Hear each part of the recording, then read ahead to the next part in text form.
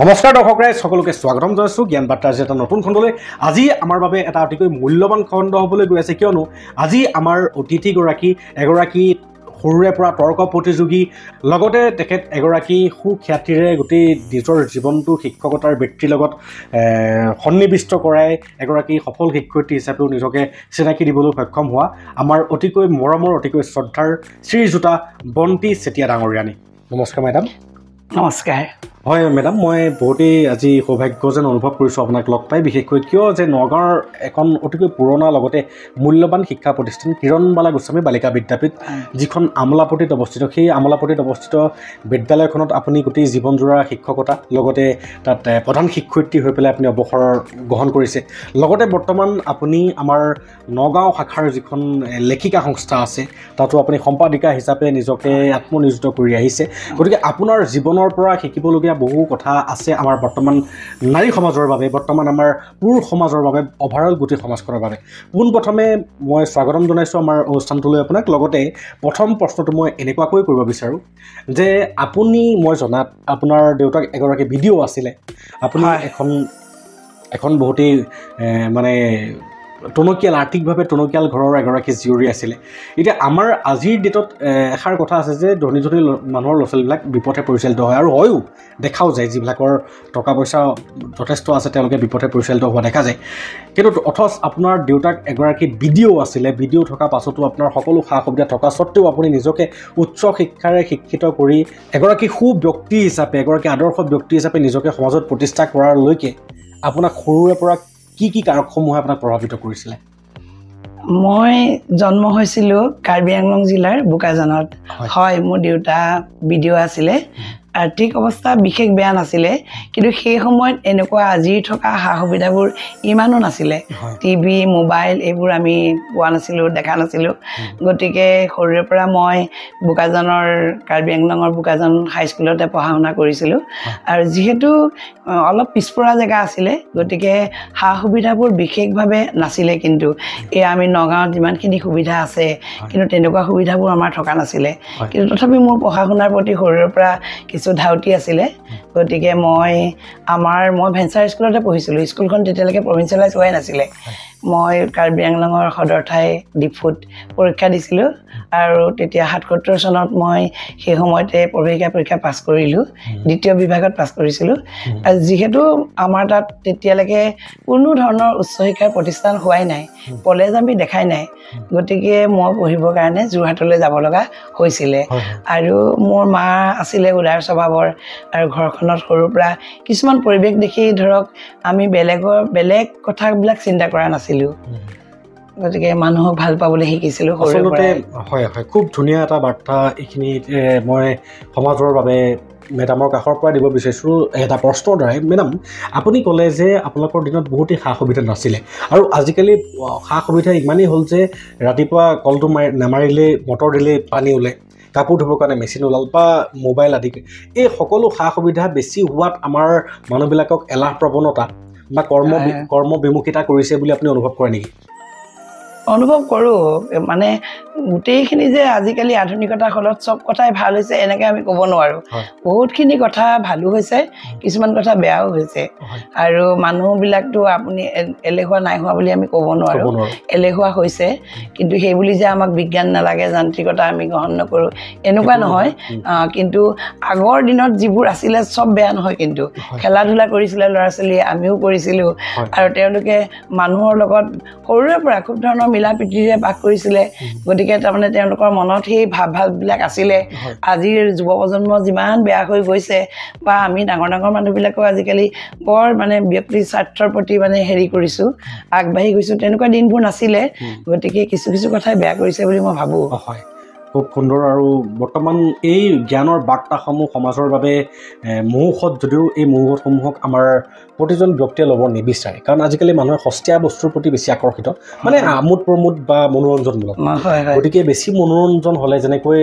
সদায় ৰসগোল্লা খাই থাকিলে মধুমেহৰ ৰোগত বা ডায়েবেটিছ ৰোগত আক্ৰান্ত হ'ব পাৰে, ঠিক তেনেকৈ আমাৰ সমাজখনো সেই তেনেকুৱা এটা দিশতে গৈ আছে। সকলোৱে জানে যে বেয়া দিশত গৈ আছোঁ, কিন্তু সজাগ কোনো নহয়। কেতিয়া হ'ব গতিকে মই আপোনাৰ জীৱনৰ পৰা এটা এনেকুৱা বাৰ্তা মই বিচাৰোঁ যে এনেকুৱা এটা কি ঘটনা ঘটিছিলে আপোনাৰ জীৱনত যিটো ঘটনাই আপোনাক আত্মপাহৰা কৰি পেলাইছিলে আৰু যিটো ঘটনাই আপোনাৰ গোটেই পৃথিৱীখনক এখন মানে অন্ধকাৰ বা জীৱনটো এক মানে পাপৰ ফলতহে পোৱা যায় বা জীৱনটো এটা অভিশাপ নেকি এই তেনেকুৱা কিছুমান প্ৰশ্নৰ উদয় হৈ পেলাই আপোনাক জোৰোলা জোপৰা কৰি দিয়াৰ পাছতো আপুনি তাক নেওচি আজি এগৰাকী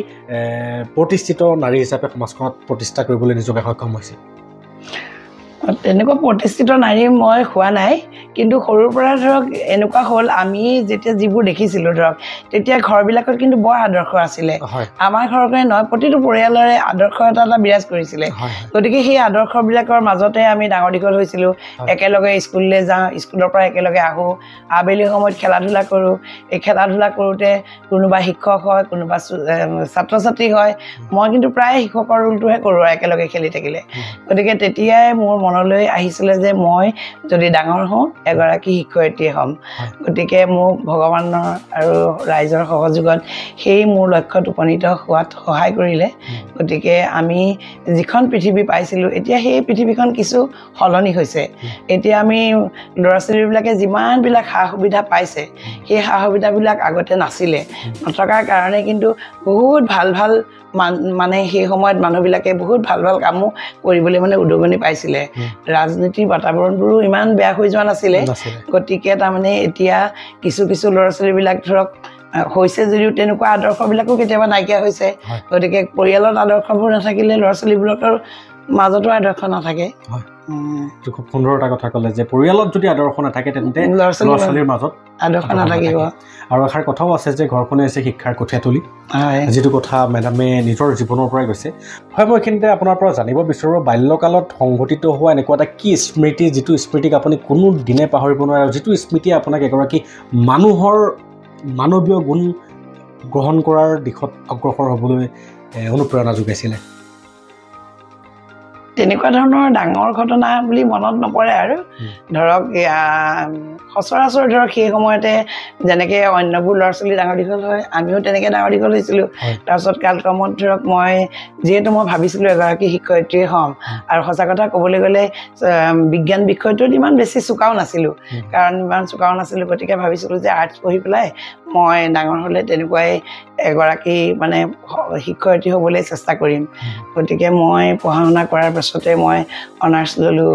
বুৰঞ্জীত অনাৰ্ছ লৈ পেলাই BA পাছ কৰিলোঁ কৰাৰ পিছতে সেই সময়ত ধৰক আজিৰ পৰা 30-40 বছৰ আগত ছোৱালীবিলাকক অলপ সোনকালেই বিয়া দিয়ে গতিকে মোৰো বয়স বেছি হোৱা নাছিলে হয়তো 21 বছৰ বয়সমানতে মোৰো বিয়া হ'ল নগাঁৱলৈ তাৰপিছত আহিলোঁ বিয়াৰ আগতে BA পৰীক্ষা দিওঁ মই 6 মাহমান স্কুল এখনত পঢ়িছিলোঁ মই পঢ়া স্কুলখনতে মই পঢ়িছিলোঁ তাৰপিছত ইয়াত আহি কালক্ৰমত মই হ'লোগৈ এগৰাকী শিক্ষয়িত্ৰী আৰু সৰুৰে পৰা দেখা সপোনটো বাস্তৱত পৰিণত হ'ল হয় খুব সুন্দৰ মই এইখিনিতে জানিব বিচাৰিম আপোনাৰ পৰা যে আপুনি সেই সময়ত আপোনাৰ বিদ্যালয়খন বা আপুনি ঘৰখন আপোনাৰ বিবাহ হোৱাৰ পাছত আপুনি সন্তানৰ মাতৃ হ'ল এই সকলোকে আপুনি মানে টাইম মেনেজমেণ্টটো কেনেকুৱাকৈ কৰিছিলে যিটো ফলত ধৰি লওক আপুনি সকলোবিলাক সুশৃংখলিত ৰূপত পৰিচালনা কৰাত আপুনি মানে সমৰ্থ হৈছিলে সুশৃংখলিতভাৱে পৰিচালনা কৰিছিলোঁ যেন নিজৰে কেতিয়াবা লাগে তাৰমানে কি হ'ল নিজৰ মানুহজনক নিজৰ ল'ৰা ছোৱালীক তাৰোপৰি মোৰ পৰিয়ালটো একক পৰিয়াল নাছিলে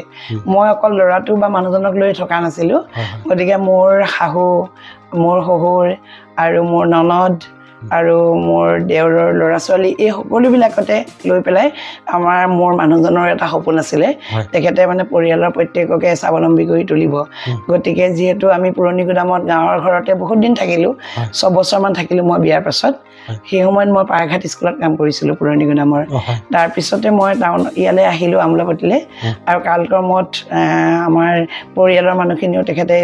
লৈ আহিলে ইয়ালৈ গতিকে সকলোৰে লগত ধৰক তেনেকুৱা এটা সময় দি নিজৰ ল'ৰাটোকো পঢ়াই শুনাই সিও এটা ধৰক নিজে কৰি খাব পৰা হৈছেগৈ সেইটো হিচাপত তাৰমানে মই ভাবিছিলোঁ যে মই তেনেকৈয়ে পাৰিছিলোঁ চাগে আমাৰ সময়ৰ যিখিনি মানুহ সকলোৱে সেই মেনেজমেণ্টখিনি কৰিছিলে ময়ো তাৰে এগৰাকী আছিলোঁ চাগে পাৰিছিলোঁ তেনেকৈয়ে হয় মেডাম, মই আপোনাৰ কথাসমূহৰ পৰা এটা কথা অনুমান কৰিব পাৰিছোঁ যে আপুনি আপোনাৰ পৰিয়ালৰ সকলোৰে লগত মিলা প্ৰীতিৰে আছিল, আপোনাৰ শহু শাহুৰ সকলোৰে লগত মিলা প্ৰীতি আছিল। আমি সৰুৰে পৰা এটা কথাও শুনিছোঁ যে একতাই হৈছে পৰম বল। কিন্তু আজিৰ সমাজত এটা প্ৰচলিত কথা শুনিবলৈ পাওঁ যে আজিকালিৰ বোৱাৰীবিলাকে বোলে ঘৰ ভাঙিবলৈ আহে। এইটো এটা মানে প্ৰচলিত মতবাদ আৰু নোহোৱাও নহয়। আৰু দেখাও যায় যে এই গুণসমূহ বোৱাৰীজনীক সেই তাই মাকে শিকায়, মাকৰ ঘৰৰ মানুহে শিকায় কেনেকৈ ভাতৰ চৰুটো ভাল কৰিবলগীয়া হয়। গতিকে সেই তেনেকুৱা মাতৃসকলক আপুনি এগৰাকী শিক্ষয়িত্ৰী হিচাপে, এগৰাকী গুণীজ্ঞানী ব্যক্তি হিচাপে, এগৰাকী জীৱনজোৰা অভিজ্ঞতাৰে পৰিপুষ্ট নাৰী হিচাপে সমাজখনলৈ কি বাৰ্তা প্ৰেৰণ কৰিব বিচাৰিব? এই ক্ষেত্ৰত মই আগতেও কৈছোঁ যে এখন ঘৰত যদি আদৰ্শ থাকে তেতিয়াহ'লে সেই ঘৰৰ ল'ৰা ছোৱালীবিলাক আদৰ্শবানেই হয়। গতিকে এইটো বৰ মানে বেয়া হৈছে। সেইটো কথা তুমি যিটো কথা কৈছা এইটো কথা আজিকালি প্ৰায়ে শুনো। গতিকে মই ভাবোঁ ধৰক মোৰ জীৱনতো মই গোটেই মানুহখিনিকে লৈ পেলাই আছিলোঁ। গতিকে কোনোদিন এইবিলাকৰ পৰা মোৰ বিপদ অহা নাছিলে। আৰু মোৰ মানুহজনে যিহেতু বিয়াৰ পাছতেই ধৰক তেখেতৰ মনোভাৱটো মই বুজি পাইছিলোঁ। মাক দেউতাক ভায়েক ভনীয়েক সকলোকে নিজৰ লগতে ৰাখি বা মৰম চেনেহৰ মাজত ৰাখিব বিচাৰিছিলে। গতিকে তেখেতক মই মোৰ জীৱনৰ তেখেত এজন আদৰ্শ ব্যক্তি। গতিকে সেই আদৰ্শখিনি মই লৈছিলোঁ। ধৰক কেতিয়াবা জীৱনত কিবা এটা হ'ব পাৰে, কেতিয়াবা একেলগে থাকোঁতে কিবা এটা কাৰণত আমাৰ হ'ব পাৰে, কিন্তু ডাঙৰ একো নহয়। গোটেই মানুহখিনিকে মই লৈ চলিছিলোঁ। আৰু ভগৱানৰ ইচ্ছা আৰু ৰাইজৰ আশীৰ্বাদত এতিয়া মোৰো 8 বছৰেই হৈ গ'ল ঘৰলৈ বোৱাৰী অহা। কোনো দিনেই বোৱাৰীজনীক মই মানে বোৱাৰী বুলি ভবা নাই, ছোৱালী হিচাপে চাইছোঁ। আৰু তাইও মানে আদৰ্শ ঘৰৰে এজনী ছোৱালী নেকি। গতিকে মই মানে কোনো এটা আজিলৈকে দেখা নাই মানে যে মোক বেলেগ ধৰণে ভাবিছে, কিবা কৰিছে। আৰু মই মানে এইটোৱে বাৰ্তা দিব বিচাৰোঁ, ধৰক সমাজখন বেয়া হ'লে, ঘৰখন বেয়া হ'লে সমাজখনো বেয়া হয়। গতিকে প্ৰত্যেক ঘৰৰ মূল চাবিকাঠি মাইকী মানুহজনীৰ হাততে থাকে। তেওঁলোক যদি সংস্কাৰী হয়, আদৰ্শ থাকে, গতিকে তেওঁৰ ল'ৰাটোকো হওক ছোৱালীজনীকো হওক সেই আদৰ্শই দিব যে গোটেইখিনিকে লৈ থকাটো কিন্তু বহুত তৃপ্তি। সেই তৃপ্তিটো মই এতিয়া কেনেকৈ বুজাই দিম, কিন্তু বহুত তৃপ্তি। গোটেই মানুহখিনিক লৈ পেলাই থকাটো বহুত তৃপ্তি। খুব সুন্দৰ। আৰু এই কথাখিনিতে মই এটা উপমা এটা মনত পৰিল যে ডাকে হয়তো সেইবাবেই কৈ গৈছিলে যে মাটি কিনিবা মাছ খাল, ছোৱালী আনিবা মাক ভাল। গতিকে তেনেকুৱা এখন ঘৰৰ পৰাহে এগৰাকী ছোৱালীক নিৰ্বাচন কৰিব লাগে যি ঘৰত মাকৰ শিষ্টাচাৰ ভাল, মাক সজ গুণৰ অধিকাৰী। কাৰণ আপুনিও কৈছে যে শিক্ষাৰ কঠীয়াতলী মেইন ঘৰখনেই। গতিকে কেনেকুৱা এখন ঘৰৰ পৰা আপুনি ছোৱালী এজনী আনিছে, সেই ঘৰখনৰ বাতাবৰণটো কেনেকুৱা, সেই ছোৱালীজনী আহি আপোনাৰ ঘৰখনো সেই তেনেকুৱা বাতাবৰণে কৰিব। খুব ধুনীয়া এটা কথা বাৰ্তা এটা দিলে। হয়, মই আপোনাৰ এটা বাল্যকালৰ পৰা সঞ্চিত হৈ থকা আপোনাৰ এটা গুণৰ ওপৰত মই প্ৰশ্ন কৰিবলৈ লৈছোঁ যে আপুনি সৰুৰে পৰা আবৃত্তি তথা তৰ্ক প্ৰতিযোগিতাৰ লগত বহুতেই ঘনিষ্ঠভাৱে জড়িত। হয় হয়। প্ৰথমতে মই জানিব বিচাৰিম যে তৰ্ক প্ৰতিযোগিতা, এতিয়া তৰ্ক মনোবৃত্তিটো এটা মানুহে আমি দেখাই যে দুটা মানুহৰ কাজিয়া পেচাল লাগিলে তেতিয়াতো তৰ্কই লাগে। গতিকে সেই তৰ্কটোকে আমি এটা সাৱলীল ৰূপত মানে যদিহে উপস্থাপন কৰোঁ তেতিয়াহ'লে আমি যিকোনো এটা সিদ্ধান্তত উপনীত হ'ব পাৰোঁ, যিটো সিদ্ধান্ত দুয়োটা পক্ষৰ বাবে ভাল হ'ব পাৰে। গতিকে মই আপোনাৰ পৰা জানিব বিচাৰোঁ যে আপোনাৰ দৃষ্টিৰে তৰ্কৰ মূল মানে উপকাৰিতাটো কি, আৰু তৰ্কত মানুহে নিজকে আত্মনিয়োজিত কৰাটো ভাল নে বেয়া বা কৰিব লাগেই? এই ক্ষেত্ৰত মই ক'বলৈ গ'লে মোৰ হাইস্কুলীয়া জীৱনৰ মই এজন ছাৰৰ নাম ল'বই লাগিব। তেখেতৰ নাম শ্ৰীযুত সত্যপ্ৰদীপ বৰদলৈ। এতিয়াও তেখেত জীয়াই আছে। গতিকে তেখেতেই মোৰ এইবিলাক তৰ্ক আবৃত্তিৰ গুৰু বুলি ক'ব লাগিব। তেখেতেই এই শিক্ষা দিছিলে যে কেনেকৈ তৰ্ক কৰিব লাগে, ধৰক তৰ্কত দুটা পইণ্ট থাকিলে মানে নিজৰ যুক্তিৰে নিজে জিকিবলৈ কেনেকৈ কৰিব লাগিব। তৰ্ক বেয়া বুলি নকওঁ, মানে এটা মানে লক্ষ্যটো উপনীত হ'ব পৰা যায়, বহুত কথা জনা যায়। তাৰমানে যুক্তি দি পেলাই তৰ্কত জিকিব লাগিব, মানে অযুক্তিকৰ কথাটো নিজৰ যুক্তিৰে ইটো পক্ষক হৰাই দিব লাগিব। গতিকে সেই তেখেতে আমাক মানে শিকাইছিলে সৰুৰ পৰা যে ধন শ্ৰেষ্ঠ নে বিদ্যা শ্ৰেষ্ঠ, কটাৰী মানে কি কয় গাঁও শ্ৰেষ্ঠ নে নগৰ শ্ৰেষ্ঠ, এনেকৈ আহি ডাঙৰ ডাঙৰ বিষয়বোৰ আহিলে। গতিকে মই কলেজ লেভেললৈকে কলেজ পোৱালৈকে আৰু তৰ্ক আবৃত্তি এইবিলাকত মই যোগদান কৰিছিলোঁ। আৰু স্কুলতো ছোৱালীবিলাকক কিৰণবালা গোস্বামী বালিকা বিদ্যাপীঠৰ প্ৰায়বিলাক ছোৱালীয়ে ক'ব এই কথা, তৰ্ক আবৃত্তি এইবিলাক মই শিকাইছিলোঁ। গতিকে আপুনি ক'ব বিচাৰে যে তৰ্ক বোলা বস্তুটোৱে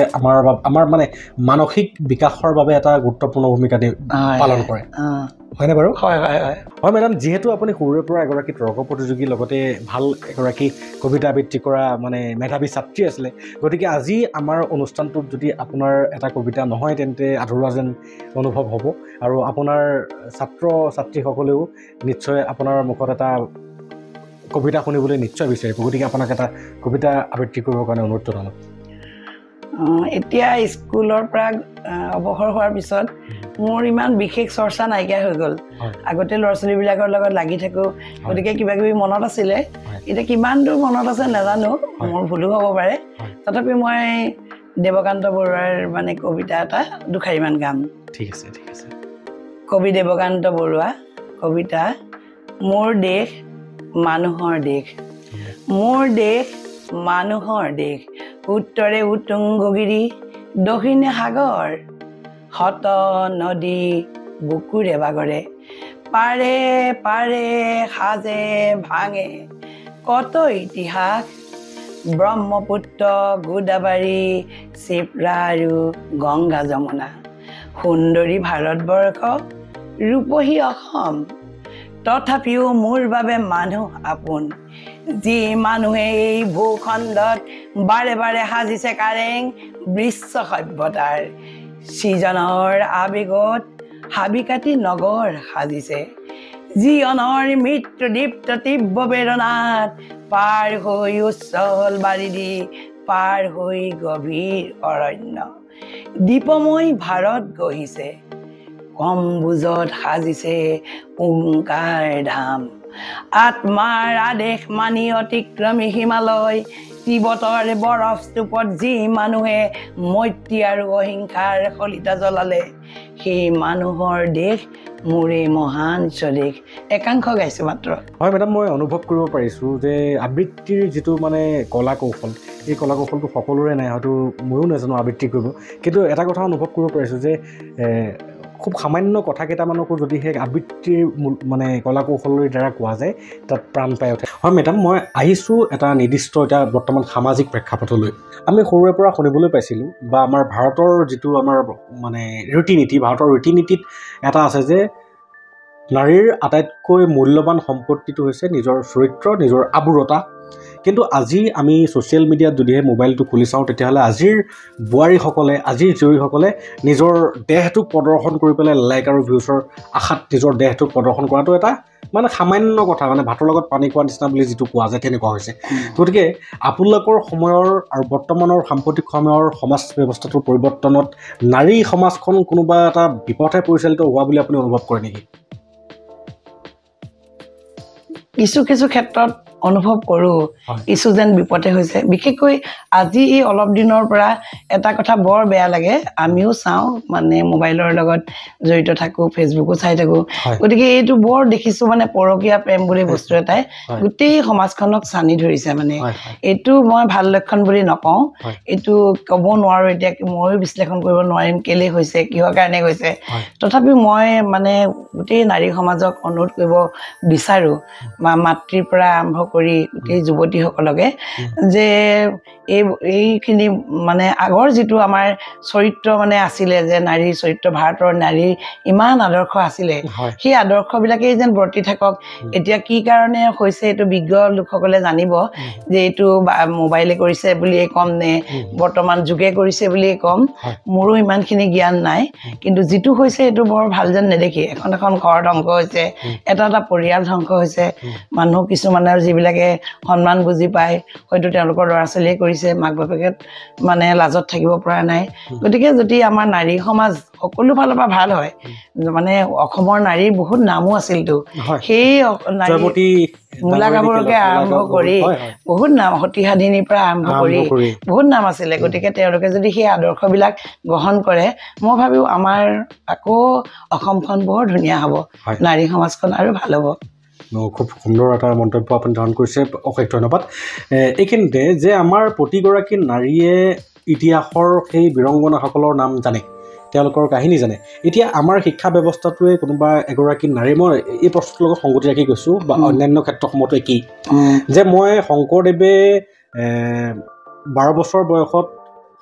ব্ৰহ্মপুত্ৰ সাঁতুৰি পাৰ সিপাৰ হৈছিল এই কথাষাৰ মই জানো সেই জানাটোৱে মোক কাম দিবনে নাই মই নিজে গৈ পেলাই সাঁতুৰিব পাৰোঁনে নোৱাৰোঁ সেইটো চেষ্টা কৰিব লাগিব কিন্তু আজিৰ ডেটত আমাৰ মাক দেউতাকসকলে নিজৰ সন্তানক পুখুৰী এটাত নামিবলৈ দিয়াটো দূৰৰে কথা নদী এখনত গৈ পেলাই গা ধোৱাটো দূৰৰে কথা ঘৰৰ ভিতৰতে ৰাখিছে গতিকে আমি দিনক দিনে আমাৰ সাহসিকতাৰ ফালৰ পৰাই হওক বা আমি দক্ষতাৰ ফালৰ পৰাই হওক আমাৰ এই গুণসমূহ বিলুপ্তিৰ পথতহে যোৱা যেন অনুভৱ কৰোঁ গতিকে আমাৰ শিক্ষা ব্যৱস্থাটোৱে আমাক যিবিলাক শিকাইছে আজি মূলা গাভৰু এগৰাকী বীৰংগনা আছিলে সতী জয়মতী এগৰাকী মানে সতীত্ববান আছিলে গতিকে এই কথাবিলাক ইনফৰ্মেশ্যন হিচাপে আমাক দেখাইছে হয় কিন্তু সতীত্বৰ গুণটোক মোৰ চৰিত্ৰত ঢালি দিব পৰাকৈ আমাৰ শিক্ষা ব্যৱস্থা অপাৰক নেকি এইটো এটা জটিল প্ৰশ্নই শুনিলা শিক্ষা ব্যৱস্থাটো অপৰাগ বুলি ক'ম নে মই এতিয়া ধৰক সমাজখনে এইফালে লৈ গৈছে ক'ব নোৱাৰোঁ কিন্তু এটা মনত আশা ৰাখি থাকোঁ যে যাৰ কথা অসমৰ এই শৌৰ্য বীৰ্য পৰাক্ৰমৰ কথা সকলোৱে জানে কেতিয়াবা নিৰাশাবাদৰ মাজতো আশাবাদ আহে যে আকৌ ধৰক তেনেকুৱা এখন অসমৰে সৃষ্টি হ'ব নেকি মানে তেনেকুৱা লাগে গতিকে এতিয়া তুমি সুধিছা যে কিতাপৰ শিক্ষাই মানে এইখিনি কৰিয়ে দিব পাৰে নেকি বুলি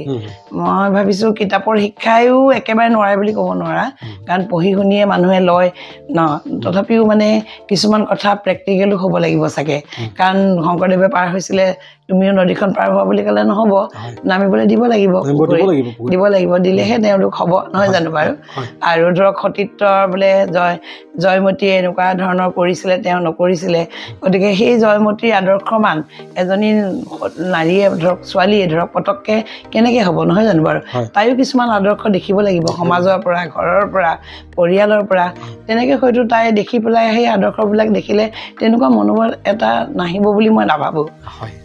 গতিকে বহুতে ভাল লাগিলে মানে সমাজদাৰ কেলে ইচাৰাই কাফিহে গতিকে আমি আমাৰ নৈতিকতা বা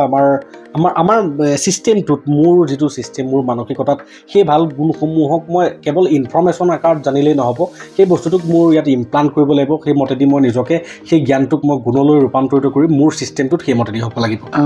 তাৰ বাদে ভাল কথা কোৱা মানুহৰ সংখ্যা বহুত আছে লম্বা বক্তৃতা মৰা মানুহৰ সংখ্যা বহুত আছে কিন্তু কাৰ্যত ৰূপায়িত নহয় কিন্তু আজি অসম জাগিবৰ হ'ল অসমৰ প্ৰতিজন অসমীয়া জাগিবৰ হ'ল প্ৰতিগৰাকী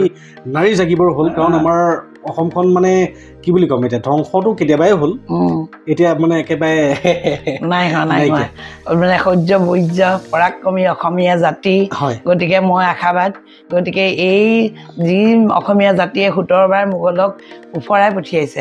গতিকে ধৰক কিছু ক্ষেত্ৰত কেতিয়াবা ধৰক ৰাজনীতিৰ ক্ষেত্ৰতে হওক বা অন্য কাৰণতে হওক হ'লেও সেই আগৰ অসমীয়াৰ সৌৰ্য বীৰ্য একেবাৰে হেৰাই নাযায় কিন্তু অটুট থাকিব জিলিকি থাকিব এইটো জাতি থাকিব আৰু এই থকাটোৱে আমি কামনা কৰোঁ আৰু যিষাৰ কথা ক'লে আপুনি যে আমাৰ অসমৰ অসমীয়াসকলে সেই অসমীয়াৰ তেজ গাত লৈ পেলাই 17 বাৰকৈ মোগলক পৰাস্ত কৰিছিলে হয় সেই সাহস লুপ্ত হৈ বৰ্তমান আমি আমাৰ অসমীয়া জাতিটো পূৰ্বপুৰুষসকল আমাৰ ইমানেই সাহসিকতা আছিল যে হেংদাং লৈ কাটা মৰা লাগিবলৈ ভয় কৰা নাছিলে কিন্তু আজি আমি তেওঁলোকৰ উত্তৰ পুৰুষ হিচাপে সেই সাহস আমাৰ উন্নত হ'ব লাগিছিলে আৰু হ'ব লাগিছিলে কিন্তু আজি আমি ইমানেই মানে বহুতে দুখ লাগে যে আজি আমাৰ ঘৰত অবিষাক্ত সাপ এটাও যদি ওলায় তেতিয়াহ'লে আমি আমাৰ প্ৰাণবায়ু ওলাই যোৱাৰ নিচিনা এটা অৱস্থা হয় আৰু ৰেস্কিউৰ মাতিহে আমি নিজকে উদ্ধাৰ কৰোঁ গতিকে আমাৰ সাহসৰ মানে আমি সাহসীয়াল হৈছোঁ নে আমাৰ সাহসৰ অৱনতি হৈছে এইটো সমাজৰ বাবে এইটো প্ৰশ্ন উত্থাপন কৰিলোঁ যে আমি কিয় এনেকুৱা দিশত গৈ আছোঁ আৰু এই দিশত গৈ থাকিলে আমাৰ বাবে ভাল হ'ব নে বেয়া হ'ব এইটো আমাৰ সমাজলৈ সুধিলোঁ আমাৰ দৰ্শক ৰাইজক সুধিলোঁ যদি প্ৰশ্নটো কৰাত মোৰ কিবা ভুল হৈছে তাৰ বাবে মই ক্ষমাও বিচাৰিছোঁ হয় মেডাম এইখিনিতে মই আহিছোঁ আপোনাৰ জীৱনৰ ব্যক্তিগত জীৱনৰ এটা সংঘৰ্ষ প্ৰতিজন ব্যক্তিৰে জীৱনত সংঘৰ্ষ থাকে আৰু সংঘৰ্ষ অবিহনে এটা জীৱনৰ মাদকতাও নাই বিভিন্ন গুণী জ্ঞানীসকলে কৈ যোৱা মতেদি গতিকে মই জানিব বিচাৰোঁ আপোনাৰ জীৱনৰ আটাইতকৈ ডাঙৰ কোনটো সংঘৰ্ষ আছিল যিটো সংঘৰ্ষই আপোনাক আত্মপাহৰা কৰি পেলাইছিলে যিটো সংঘৰ্ষৰ পাছত আপুনি হয়তো ভাবিছিল যে এই জীৱনত জীয়াই থাকি দেখোন কোনো লাভেই নাই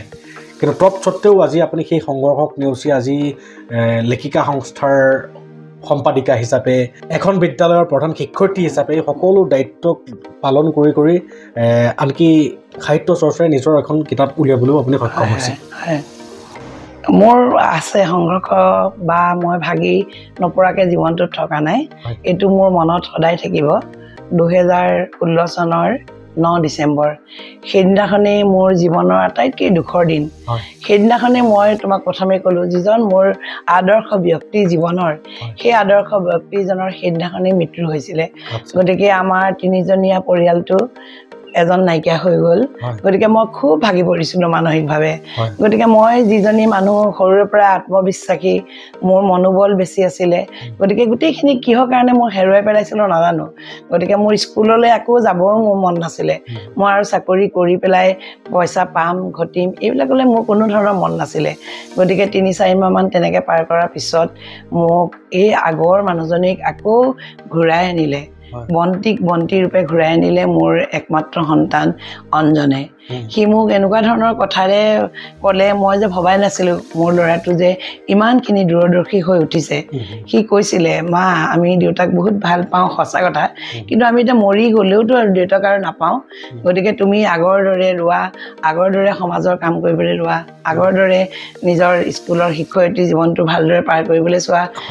সন্মুখত বহুত কাম আছে কৰোঁ বুলিলে সেই কামখিনি কৰিবলৈ তোমাৰ মনোবল লাগিব গতিকে তুমি আকৌ মনোবল ঘূৰাই আনা তাৰপিছতে মই ৰোৱা নাই প্ৰতিটো দিন মানে মই ধৰক তেখেতকে সদায় শুৱৰি পেলাই মই কিছুমান কাম কৰিবলৈ আগবাঢ়ি যাওঁ মই কিতাপ এখনো শেষৰ অৱসৰৰ পিছত মই লিখি উলিয়ালোঁ কিন্তু মই ফেচবুকত লিখি আছিলোঁ সকলোৱে ক'লে যে এই কিতাপ আকাৰে আপুনি ৰূপ দিব পাৰে দেখোন যাৰ ফলত এনেকৈ সৃষ্টি হ'ল খৰাপাত এখিলাত এৰি অহা দিনবোৰ এই কিতাপখন মই লিখি উলিয়ালোঁ আৰু তাৰ আগতে মই কিছুমান আলোচনীত লিখা মেলা কৰি আছিলোঁ আৰু তাৰপিছত মই 2004 চনতেই লেখিকা সন্থাৰ সদস্য হৈ আছিলোঁ যদিও তাৰপিছতে মই মানে কাৰ্যবাহী সদস্যও হৈছিলোঁ কিন্তু বৰ বিশেষকৈ স্কুল বা ঘৰুৱা দায়িত্বৰ কাৰণে ইমান মানে বেছিকৈ লাগিব পৰা নাছিলোঁ কিন্তু অৱসৰৰ পাছত বা এই মনোবলখিনি অহাৰ পিছত এতিয়া মই যিমানখিনি পাৰোঁ মোৰ লেখিকা সংস্থাৰ মানুহখিনিয়ে নগাঁও জানিব গতিকে মই যিবিলাক কাম আছে সেই কামখিনি ধৰক নিষ্ঠাৰে সততাৰে আগবঢ়াই লৈ গৈছোঁ খুব সুন্দৰ মই এই কথাখিনিত এটা অনুমান কৰিব পাৰিছোঁ যে সুখ শান্তি বা যিকোনো এটা মানসিক দশা হয় আজি আপুনি 2016 চনৰ যিটো তাৰিখৰ কথা ক'লে সেই দিনটোত যিটো ঘটনা ঘটিছিল সেই ঘটনাটোৱে আপোনাৰ মানসিক স্থিতিটোক এনেকুৱা এটা সলাই পেলাইছিলে যে আপুনি আত্মপাহৰা হৈ গৈছিলে আপুনি নিজে কোন আছিলোঁ মই কেতিয়া মই কি কৰি আছিলোঁ মই কি কৰিম এতিয়া গতিকে এই তেনেকুৱা পৰিস্থিতি প্ৰতিজন ব্যক্তিৰ জীৱনলৈ আহে দৰ্শক ৰাইজ আমি জ্ঞান বাৰ্তাৰ প্ৰচেষ্টাৰে সেই অনুভৱী ব্যক্তিসকলৰ গোটেই জীৱনৰ অনুভৱসমূহক সঞ্চয় কৰি আছোঁ এই কাৰণেই যাতে আমাৰ জীৱনত তেনেকুৱা দুৰ্দশা যদি আহে আমি যাতে আমাৰ জীৱনটোক হেৰুৱাই নেপেলাওঁ দেখা যায় সমাজৰ বহু সংখ্যক লোকে নিজৰ জীৱনটোক পাহৰি মানে বিপথে পৰিচালিত হৈ জীৱন ধ্বংস কৰি দিয়াও দেখা যায় পুৰুষ সমাজৰ বহুসকল পুৰুষ বৰ্তমানতো ড্ৰাগছেই পাইছেগৈ আৰু নাৰী সমাজো তেনেকৈ বেয়া হৈছে বহুত বেয়া হৈছে আৰু নাৰীও আজিকালি আপুনি মই এগৰাকী আমাৰ অঞ্জলি কটকী বাইদেউ গৈছিলে তেখেতৰ মুখত শুনিছিলোঁ যে আজিকালি বোলে ৱাইন শ্বপত নাৰীক দিনক দিনে বৃদ্ধি পাই গৈছে পুৰুষতকৈ বোলে নাৰীহে বেছি গতিকে সমাজখন এই পুৰুষসকলে নাৰীখন নিজৰ জীৱনটো মূল্যৱান এটা জীৱন আজি আপোনাৰ নামটো ধৰি লৈছোঁ মিষ্টাৰ এ মই আপোনাক মিষ্টাৰ এ কৈ আছোঁ এই জীৱনটোত আপুনি এবাৰ মৃত্যুবৰণ কৰাৰ পিছত দ্বিতীয়বাৰ মিষ্টাৰ এ নামৰ জীৱন এটা কেতিয়াও নাপায় গতিকে এটা জীৱন পাইছে এটা ভগৱানৰ এটা আশীৰ্বাদ হিচাপে পাইছে এই আশীৰ্বাদটোক আপুনি কেনেকুৱাকৈ সুস্থিৰ এটা গন্তব্য স্থানৰ দিশত লৈ যাব পাৰে তাৰ বাবে আমি জ্ঞান বাৰ্তা সদায় প্ৰস্তুত অনুভৱী ব্যক্তিসকলৰ অনুভৱৰ দ্বাৰা জীৱন বাটত এখোজ আগুৱাই যাবৰ কাৰণে হয় মেডাম বহুতেই ভাল লাগিলে আপোনাৰ জীৱনটো তোমালোকৰ প্ৰচেষ্টা অব্যাহত থাকক গতিকে মই এইখিনিতে আপোনাক আৰু এটা কথা আপোনাৰ পৰা জানিব বিচাৰোঁ যে আপুনি সাহিত্য চৰ্চাৰ লগত যিহেতু জড়িত লগতে আপুনি লেখিকা সংস্থা নগাঁও শাখাৰ লগতো জড়িত বৰঞ্চ আপুনি সম্পাদিকও গতিকে আপুনি প্ৰথমতে লেখিকা সংস্থাৰ সম্পাদিকা হিচাপে আপোনালোকে নগাঁও জিলাৰ নাৰীসকলৰ বাবে যিহেতু সংস্থাটো নাৰীসকলৰ বাবে আপোনালোকে কেনেকুৱা ধৰণৰ পদক্ষেপ লৈছে তেওঁলোকৰ লেখা মেলাই হওক বা তেওঁলোকৰ সৃষ্টিশীল মনোবৃত্তিটোক আপোনালোকে উৎকৰ্ষ সাধনৰ বাবে কি কি ব্যৱস্থাপনা হাতত গ্ৰহণ কৰিছে নগাঁও লেখিকা সংস্থা আমাৰ মূল লক্ষ্য হ'ল আমাৰ যিসকল লেখিকা মানে লেখিকা নহ'ব পাৰে যিসকল নাৰী সেই নাৰীসকলৰ হাতত কলম তুলি দিয়াটো তেওঁলোকৰ ভাৱ অনুভৱ যিবিলাক হয় তেওঁলোকে যাতে লিখনিৰ দ্বাৰা প্ৰকাশ কৰিব পাৰে গতিকে বহুত নাৰী আছে আমাৰ বহুত প্ৰতিভা আছে তেওঁলোক ওলাই অহা নাই গতিকে ভিতৰতে আছে সোমাই গতিকে সেই নাৰী শক্তিক আমি লৈ আনি পেলাই তেওঁলোকৰ অনুভৱবিলাক আমি প্ৰকাশ কৰিবৰ কাৰণে চেষ্টা কৰোঁ আৰু দ্বিতীয়তে আমি কিছুমান কাম কৰোঁ যেনে 8 মাৰ্চ আন্তৰ্জাতিক নাৰী দিৱস সেই নাৰী দিৱসটো বিশ্বই পালন কৰি আছে কিন্তু আমি আমাৰ নগাঁৱত সদায় আমি চাওঁ যে আমি এনে কিছুমান নাৰীক আমি লৈ আনিম সেইদিনাখন আমি সম্বৰ্ধনা জনাম যে তেওঁলোকে জীৱনটো আৰু ভালকৈ যাতে লৈ যাব পাৰে গতিকে আমি প্ৰতি বছৰে আমি নগাঁৱৰ যিবিলাক মানে আছে বিভিন্ন দিশত তেওঁলোকে কাম কৰি আছে বা সমাজলৈ অৱদান আগবঢ়াই আছে তেনে নাৰীক আমি 8 মাৰ্চৰ দিনাখন সম্বৰ্ধনা জনাওঁ আৰু এটা দিন আমি পালন কৰোঁ 20 জুন সেইদিনাখন ডক্টৰ নিৰ্মল প্ৰভা বৰদলৈ মানে মৃত্যুৰ দিনটোত আমি গীত আৰু কবিতাৰ দিন হিচাপে পালন কৰোঁ লগতে 20 জুন ৰাভা দিৱসো হয় আৰু আমি এগৰাকী নাৰীকো সেইদিনাখন আমি মানে শ্ৰদ্ধা জনাই তেওঁক আমি সোঁৱৰোঁ গতিকে আমি সেই দিনটো আমি পালন কৰোঁ সেই দিনটোত বিভিন্ন নাৰীসকলৰ আমি জীৱনৰ ঘাট প্ৰতিঘাতৰ কথা শুনো দুখ দুৰ্দশাৰ কথা শুনো আৰু নগাঁও লেখিকাৰতাই আমি আকৌ বেলেগ ঠাইত আকৌ কিছুমান শাখা গঠন কৰি আৰু নাৰীক উলিয়াই আনিব পাৰি নেকি এনেকুৱা প্ৰচেষ্টাও হাতত লওঁ মোৰ 2 বছৰীয়া কাৰ্যকালত আমি বেবেজিয়াত এটা শাখা গঠন কৰিলোঁ জ্যোতিৰূপা নামৰ শাখা গঠন হ'ল পুৰণি গুদামতো এতিয়া শাখা এটা গঠন হ'ব এনেধৰণে কাম কৰি আছোঁ বিভিন্ন লোকৰ দিহা পৰামৰ্শ লওঁ এই ক্ষেত্ৰত আৰু আহ্বান জনাওঁ আমাৰ সমাজখনক আহ্বান জনাওঁ অসমবাসীৰ ৰাইজক যে নিজৰ প্ৰতিভাসমূহক বিকাশ কৰাৰ এটা মাধ্যমেই হৈছে লেখিকা সংস্থা গতিকে বিশেষকৈ মহিলাসকলৰ বাবে আৰু আপোনালোকে যদি নিজকে এনেকুৱা সংস্থাসমূহৰ লগত আত্মনিয়োজিত কৰি ৰাখে তেন্তে আপোনাৰ ভিতৰত সোমাই থকা শিল্পী সুলভ মনোবৃত্তিটোক যদিহে আপুনি জীয়াই ৰাখে তেতিয়াহ'লে এই এনেকুৱা নিগেটিভ কিছুমান চিন্তা চৰ্চাই আপোনাক গ্ৰাস কৰিব নোৱাৰে হয় জানো বাৰু গতিকে মই এইখিনিতে আপোনাৰ পৰা এটা কথা জানিব বিচাৰোঁ যে আটাইতকৈ ডাঙৰ কথা এই কথাখিনিৰ লগতে সংগতি ৰাখি যে আত্মসন্তুষ্টি বোলা বস্তুটো এটা বহুতেই ডাঙৰ কথা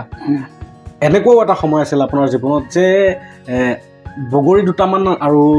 হাততে নিমখ অকণমান লৈ পেলাই জলকীয়া এটা লৈ পেলাই যিটো আত্মসন্তুষ্টি আহৰণ কৰিছিলে সেই মানুহগৰাকীয়ে আজি নামী দামী এখন ৰেষ্টুৰেণ্টত গৈ নামী দামী এখন মানে ডিছ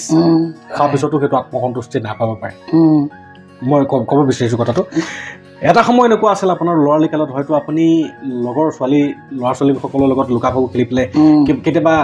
এলানটোৱে নধৰা হেৰি এটাত লুকাবলৈ গৈ পেলাই গাত বিচা চিচা লাগি পেলাই বা এলানটো লাগি পেলাই সেইটোত যিটো আত্মসন্তুষ্টি পাইছিলে হয়তো আজি আপুনি এটা আট্টালিকা সাজি পেলাই আজি ডানলোপৰ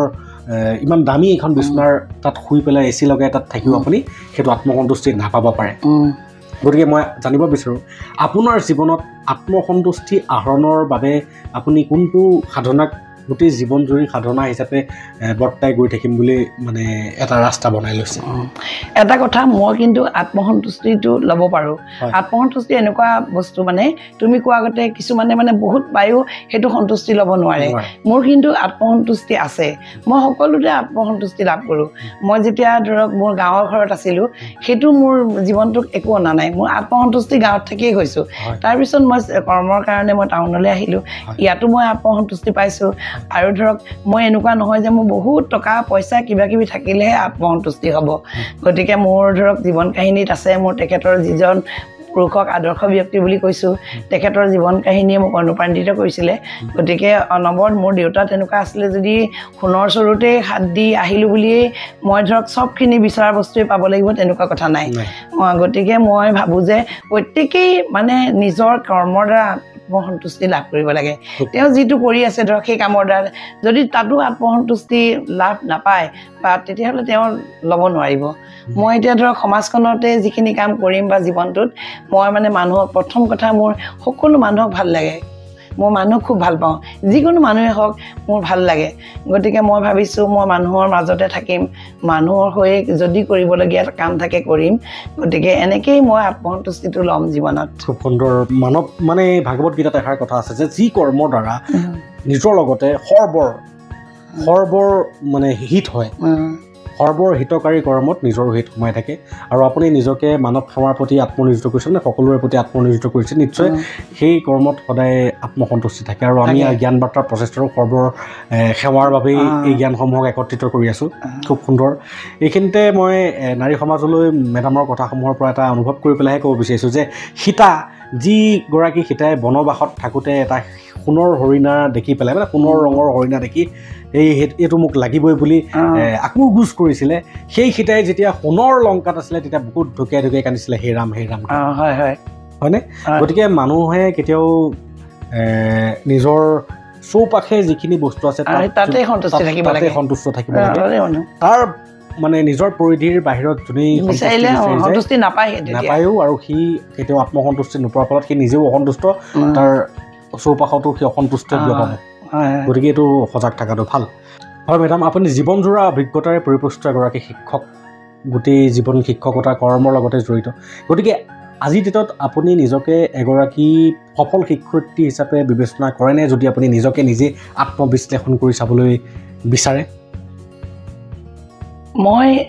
নিজকে মানে সফল বুলি ক'ব বিচাৰোঁ কিয় মই যেতিয়া শিক্ষয়িত্ৰী জীৱন যাপন কৰিলোঁ গতিকে মই সদায় আনন্দত পাৰ কৰিছিলোঁ আৰু মই ভাল পাইছিলোঁ মোৰ কৰ্মক মই ভাল পাইছিলোঁ আৰু মই ছাত্ৰীসকলক ভাল পাইছিলোঁ গতিকে ছাত্ৰীসকলৰ পৰা সদায় মই মৰম চেনেহ পালোঁ মোৰ সহকৰ্মীসকলৰ লগতো মিলা প্ৰীতিৰে মই পাৰ কৰিলোঁ আৰু ধৰক যিখিনি কৰণীয় কাম আছিলে সেইখিনি মই সফলতাৰে কৰিছোঁ বুলিয়ে ভাবোঁ কোনোদিন কৰ্মত ফাঁকি দিয়া নাই গতিকে মই নিজকে কিন্তু সফল শিক্ষয়িত্ৰী বুলি ক'ব পাৰোঁ খুব সুন্দৰ আৰু আচলতে এটা কথা আছে যে মই কি সেইটো মোতকৈ বেছিয়ে পৃথিৱীত ভগৱানো চিনি নাপায় গতিকে আপুনি নিজৰ বিশ্লেষণেৰে যেতিয়া আপুনি নিজকে ভাবিছে যে আই এম ছাকচেছফুল তেন্তে বেলেগৰ কোনো চাৰ্টিফিকেট দৰকাৰ নাই আৰু সেয়াও আপুনি এনেও জানে চাগে আজিকালি কীৰ্তি শিক্ষকৰ বঁটাটো বোলে কিনিবলৈও পোৱা যায় তেনেকে নাজানো কিমান দূৰ সত্য গতিকে নিজৰ অন্তৰ আত্মাই যিটো নিজকে চাৰ্টিফিকেট দিয়ে সেই চাৰ্টিফিকেটখনতকৈ মূল্যৱান চাৰ্টিফিকেট পৃথিৱীত একো চাৰ্টিফিকেট নাই হয় মেডাম আহি মই মোৰ মনৰ কথাটো আপোনাক সুধিবলৈ লৈছোঁ যিটো আমি জ্ঞান বাৰ্তা হিচাপে ল'বলৈ চেষ্টা কৰোঁ যে প্ৰতিজন মানুহৰ জীৱনতে এটা মূল মন্ত্ৰ থাকে হয়তো সেই মূল মন্ত্ৰটো সৰু কালতো তেখেতৰ মানসপাতত উদয় হ'ব পাৰে বা লাহে লাহে হঠাৎ কেতিয়াবা হৈ যাব পাৰে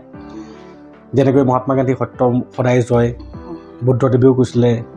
সেই তেনেকেই মই আপোনাৰ জীৱনৰ মূল মন্ত্ৰটো কি আছিলে আৰু সেই মূল মন্ত্ৰটোৰ কেনেকৈ কাৰ পৰা আহৰণ কৰিছিলে সেই মূল মন্ত্ৰটোৱে আজি আপোনাক আজিলৈকে শক্তিৰ ইন্ধন হিচাপে কাম কৰি আছে জীৱন নিৰ্বাহ কৰি থকাত সেই বস্তুটো যদি আমাৰ সমাজখনলৈ আপুনি দিয়ে তেতিয়াহ'লে ভাবোঁ যে বহুতৰে উপকাৰ সাধন হ'ব মূল মন্ত্ৰটো কি বুলি ক'লে কেনেকৈ মানে কম বা বহুখিনি ঘটনাও নিজৰ মনৰ মাজত থাকে বিশেষকৈ সৰুকালৰ পৰা যিখন ঘৰত ডাঙৰ হৈছোঁ ধৰক তাত মই মা দেউতাক দেখিছোঁ গতিকে মোৰ সদায় মই কওঁ গতিকে মোৰ মাকো মই একাষাৰে ক'ব পাৰোঁ যে মাৰ পৰা বহুতখিনি কথা সংগ্ৰহ কৰিছিলোঁ মাও আছিলে যৌথ পৰিয়ালত এখন ডাঙৰ পৰিয়ালত গতিকে মায়ে যেনেধৰণে চলাইছিলে ধৰক ঘৰখন গতিকে মিলা প্ৰীতিখিনি মই দেখি আহিছিলোঁ আৰু মোৰ দেউতাও ঢুকাই গৈছিলে মই কলেজত পঢ়ি থকা সময়তে গতিকে দেখিছিলোঁ যে মোৰ দেউতা ঢুকাইছিলে কিন্তু দেউতা ঢুকোৱাৰ লগে লগে মোৰ খুৰাহঁতে মাক আৱৰি সামৰি ধৰিছিলে মোৰ পঢ়াৰ ক্ষেত্ৰত বা মোৰ বৈবাহিক ক্ষেত্ৰত খুৰাহঁতে আগভাগ লৈছিলে গতিকে সেইবোৰ মানে ময়ো তেতিয়া নিজেই আহৰণ কৰিছিলোঁ যে ময়ো যিখন ঘৰলৈ যাম সেইখন ঘৰৰ মানুহখিনিক মই একদম নিজতকৈও বেছিকৈ ভাল পাম গতিকে সেয়ে মূল মন্ত্ৰ আগত ল'লোঁ বা যিবোৰ মোৰ মনত আছিলে যে মোৰ মানুহজনেও প্ৰথমতে কৈছিলে যে তুমি কাৰ্বি আংলং জিলাৰ পৰা আহিছা কিন্তু নগাঁৱত বহুত শিক্ষিত মানুহ আছে সকলো মানুহে মানে এনেকুৱা ঠাইত আকৌ তুমি আহি পেলাই কৰ্মসংস্থান পাবা নে নাপাবা ক'ব নোৱাৰোঁ আৰু মানে গতিকে ঘৰতে থাকিও ভাল গৃহিণী এজনীয়ে হোৱা গতিকে কিন্তু মোৰ মনেৰে সদায় কৈছিলে যে মই কেনেকৈ পাৰোঁ মই মানে শিক্ষক জীৱনটো ল'ব পাৰিলে মোৰ ভাল লাগিব গতিকে মই ভাবিছোঁ তেনে ক্ষেত্ৰত মোৰ ৰাইজৰ আশীৰ্বাদ ভগৱানৰ আশীৰ্বাদ এই সকলোবিলাক মিলি পেলাই মই যিটো বিচাৰিছিলোঁ ধৰক গতিকে মোৰ তেনেধৰণে মোৰ কৰ্মক্ষেত্ৰত মই সফল হ'লোঁ বুলিয়ে মই ভাবোঁ হয় হয় খুব সুন্দৰ আৰু মোৰ আটাইতকৈ ভাল লাগিলে আপোনালোকৰ ঘৰৰ পৰিৱেশটোত যে আপোনালোকৰ ঘৰটো ইমান এটা দুইমহলীয়া ঘৰ হোৱা স্বত্তেও আপোনালোকে বাহিৰৰ মানুহ কাকো ভাড়াত নিদি যে আপোনালোকে নিজৰ ভতিজা ভাগিনসমূহক আহি পেলাই ইয়াত থাকি পেলাই সুবিধা দিছে যে ইয়াত পঢ়া শুনা কৰ মেডিকেল এণ্ট্ৰেঞ্চ দে বা মোক দে গতিকে এই বস্তুটোৰ বাবে মই আপোনালোকৰ ঘৰখনক মই সঁচাকৈ হৃদয়েৰে মই প্ৰণাম জনাইছোঁ আৰু আপোনাৰ স্বামী তথা বৰদেউতা বুলি তেখেতক মই সম্বোধন জনাইছোঁ যে তেখেতক নাই পোৱা যদিও তেখেতৰ এই মনোবৃত্তিটোৱে এটা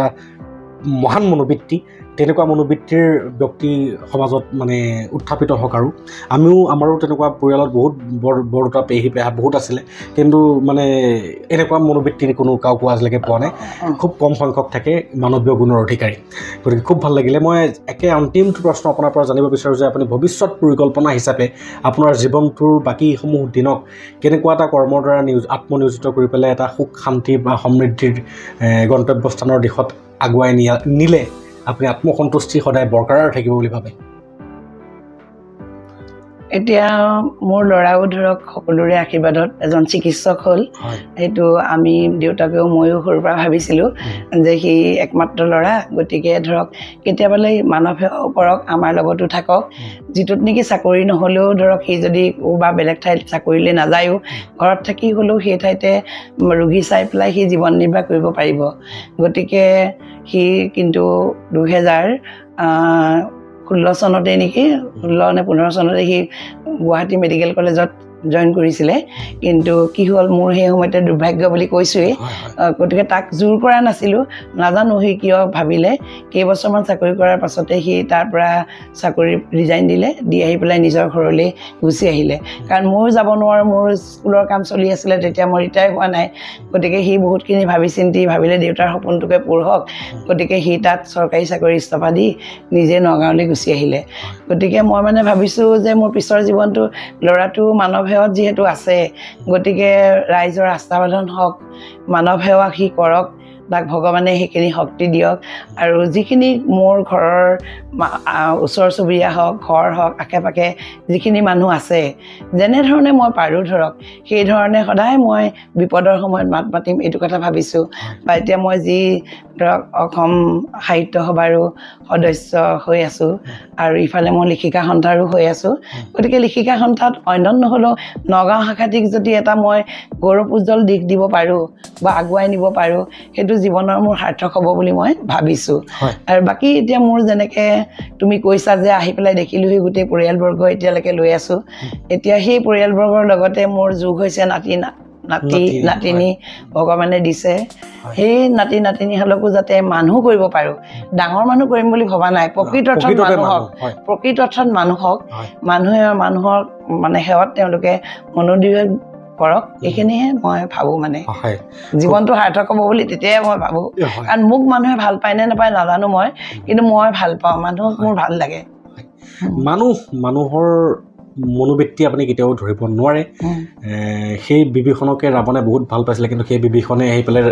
ৰাৱণৰ মৃত্যুৰ কাল হিচাপে প্ৰমাণিত হ'ল গতিকে মানুহে কোন মুহূৰ্তত কেতিয়া মুঠ সলাই দিয়ে কেতিয়াও ক'ব নোৱাৰে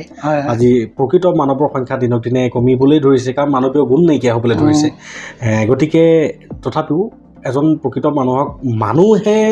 অনিষ্ট কৰিব পাৰে কিন্তু ওপৰবালাই কেতিয়াও অনিষ্ট কৰিব নোৱাৰে ওপৰবালা সদায় তেখেতৰ লগত থাকে ওপৰবালা মানে কি নিজৰ অন্তৰ আত্মাখনৰ শক্তিটো গতিকে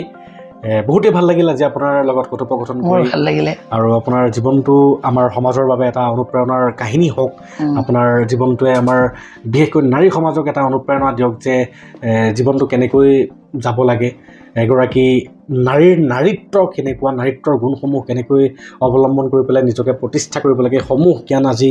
এই জ্ঞান বাৰ্তাৰ খণ্ডটোত মই সঞ্চয় কৰিব পাৰিছোঁ বুলি অনুভৱ কৰিছোঁ আজি জ্ঞান বাৰ্তা অনুষ্ঠানটোৰ জৰিয়তে মই সুমন দাসক লগ পালোঁ আৰু গতিকে প্ৰথমেই আহিয়েই তেখেতে মানে কেনেকৈ এই প্ৰচেছটো আগুৱাই লৈ গৈছে এইখিনি কথা ক'লে মোৰ খুব ভাল লাগিলে শুনি আৰু মই আশা ৰাখিছোঁ এই জ্ঞান বাৰ্তা ভৱিষ্যতে অসমৰ এটা আগশাৰীৰ অনুষ্ঠানলৈ ৰূপান্তৰিত হ'ব কাৰণ তেওঁৰ যিখিনি দক্ষতা প্ৰতিভা দেখিলোঁ ভাল লাগিলে আৰু এইদৰেই বিভিন্নজন সমাজৰ মানুহৰ বাৰ্তা সমাজলৈ তেওঁলোকে দি থাকক আৰু যাৰ দ্বাৰা নেকি সমাজখনৰ উপকৃত হয় আৰু জ্ঞান বাৰ্তা উজ্জ্বল ভৱিষ্যত কামনা কৰিছোঁ বহুত ধন্যবাদ মেডাম আৰু আপোনালোকৰ সান্নিধ্য নাজানো নিজকে এটা সতেজ কৰি তোলে সংঘৰ্ষটো জীৱনৰ সকলোৱে থাকে কিন্তু আপোনালোকৰ দৰে ব্যক্তিসকলক লগ পাই পেলাই জীৱনৰ যেতিয়া মানে সকলোবিলাক অস্ত্ৰোপচাৰ কৰোঁ এটা জীৱন অস্ত্ৰোপচাৰ কৰা নিচিনাই তেতিয়া সেই আপোনালোকৰ শক্তিসমূহে আমাকো মানে বহুতে শক্তিশালী কৰি তোলে আৰু মোৰ সৌভাগ্য যে এনেকুৱা এটা অনুষ্ঠানৰ দ্বাৰা মই আজি আপোনাৰ খবৰ সান্নিধ্য আহৰণ কৰিবলৈ সক্ষম হৈছোঁ বহুত বহুত ধন্যবাদ দৰ্শক ৰাইজ আমাৰ বহুত ভাল লাগিলে হয় হয় আৰু যিহেতু সময়ৰ এটা সীমা থাকে গতিকে দৰ্শক ৰাইজ আপোনাৰ খবৰ পৰা মেডাম আপোনাৰ পৰা আজিৰ বাবে বিদায় লৈছোঁ ধন্যবাদ